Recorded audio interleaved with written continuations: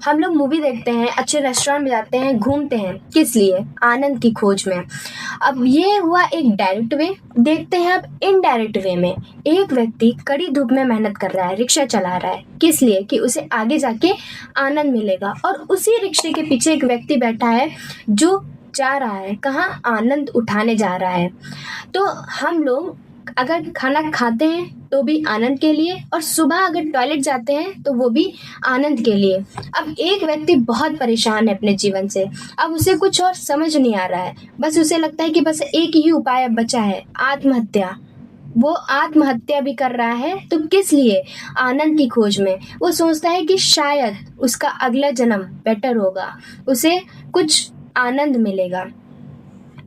अच्छा, एक बात बताइए, हम लोग कोई चीज़ कब ढूंढते हैं? जब वो हमारे पास नहीं होती है, और ये आनंद भी हमारे पास नहीं है, और अगर है भी तो क्षणिक है, टेम्परेरी है, बस थोड़ी देर के लिए आता है और फिर चला जाता है। फिर हम लोग दूसरे सोर्स ढूंढने लगते हैं कि हमें मज़ा, हमें आनंद, हमें हैप्पीनेस कैसे मिले।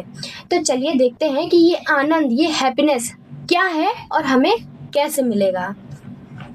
ये आनंद हमारी चेतना के हिसाब से अलग अलग स्तर पे होता है। पहला स्तर है शारीरिक स्तर। इसमें व्यक्ति केवल खाओ पियो मौज करो वाली फिलॉसफी पे ध्यान देता है कि हाँ, बस अपना सोचो, चाहे जिसके लिए तुम्हें बुरे से बुरा करना पड़े, नो दिक्कत, बस खाओ पियो मौज करो। दूसरा लेवल है हमारा मानसिक स्तर। मानसिक स्तर में जैसे कुछ लोग होते हैं, आर्ट उन्हें पसंद होती है या क्राफ्टिंग, ये सब करना पसंद होता है। फिर उसके बाद वो जब उस काम को करने लगते हैं तो बाकी चीज़ें भूल जाते हैं, क्योंकि उन्हें उस चीज़ में इंटरेस्ट है।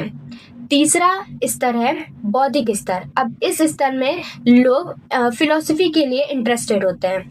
फोर्थ स्तर है आध्यात्मिक स्तर। ये ही सर्वश्रेष्ठ और सर्वमान्य है। इस स्तर में जो आनंद मिलता है ना, वो टेम्पोररी नहीं होता है, वो परमानेंट होता है, वो क्षणिक नहीं होता है। तो ये ही स्तर है जो सबसे बेस्ट है।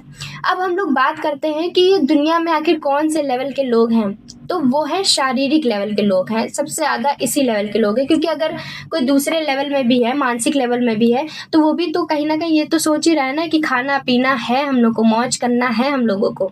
इसलिए हम लोग 99.9% वालों के बारे में बात करते हैं।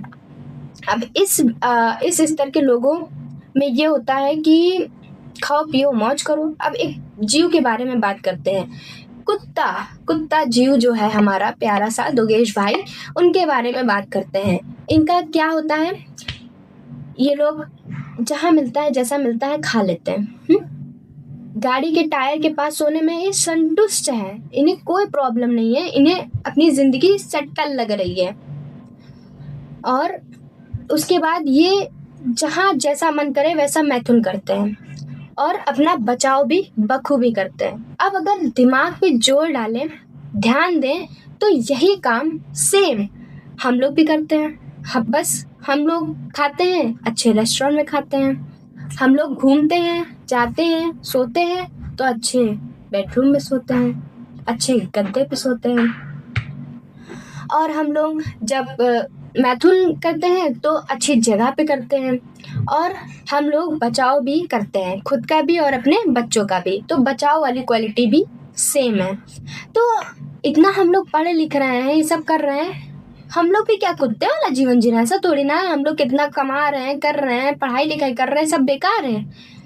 तो अगर हम कुत्ते नहीं हैं तो बस इतना फर्क हो सकता है कि वो नॉर्मल कुत्ता है और हम लोग प्रीमियम लेवल के कुत्ते हैं। हम लोग बस थोड़ा सा प्रीमियम लेवल पे वही काम कर रहे हैं। अब इतना कुछ कर रहे हैं तो कुछ तो होगा ना जिसमें हम डिफरेंस रखते हैं कुत्तों से। है धर्म। कुत्ते को आप धर्म सिखाने जाएंगे, वो नहीं मानेगा। उसको आप बोलेंगे बेटा हरि नाम लो, नहीं लेगा।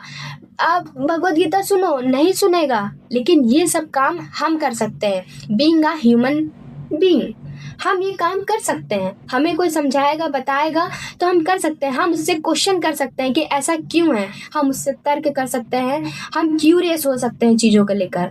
कुत्ता नहीं हो सकता। ये है मेन फर्क।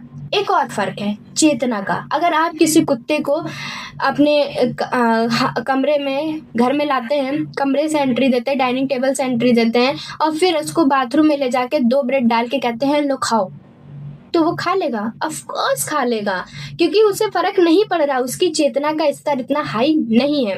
लेकिन आप यही काम सेम अपने दोस्त के साथ करते हैं, उसे घर में लाते हैं, उसे ना डाइनिंग टेबल बैठाते हैं, ना कमरे में ले जाते हैं, ना कहीं ले जाते हैं और सीधा बाथरूम ले जाते हैं, कहते हैं कि अब यहाँ पे चलो डिनर करते हैं। क्या वो करेगा? कहेगा तुम पागल हो गए हो क्या, ये कोई डिनर करने की जगह है? यही बोलेगा ना। तो इसका मतलब कि हमारी चेतना का स्तर उनसे हाई है। हम सोच सकते हैं, हम समझ सकते हैं क्या सही है क्या गलत है, हम लोग डिफ्रेंशिएट कर सकते हैं। तो भगवान ने जो हमें ये लाइफ दी है, अगर हम उसकी वैल्यू नहीं करेंगे, जिस चीज़ के लिए हमें ये लाइफ मिली है, अगर हम लोग वही कुत्तापंती करेंगे अपनी लाइफ के साथ, तो भगवान हमसे लाइफ छीन लेंगे। कहेंगे तुम्हें इस चीज़ की वैल्यू तो है ही नहीं, तुम्हें जो जिस चीज़ में इंटरेस्ट है चलो उसी चीज़ में डालते हैं, तुम्हें सिर्फ यही 4 काम करने हैं तो तुम उस श्रेणी में रह के कर लो, कोई दिक्कत नहीं है। तो हमें सिर्फ नॉर्मल लाइफ में जीवन नहीं बिता देना है, हमें कुछ भगवान के प्रति भी करना है। तो मिलते हैं नेक्स्ट वीडियो में आगे की बात के लिए। आगे हम जानेंगे कि हम कैसे पूरी तरह से हैप्पीनेस पा सकते हैं। मिलते हैं नेक्स्ट वीडियो में, तब तक के लिए हरे कृष्णा।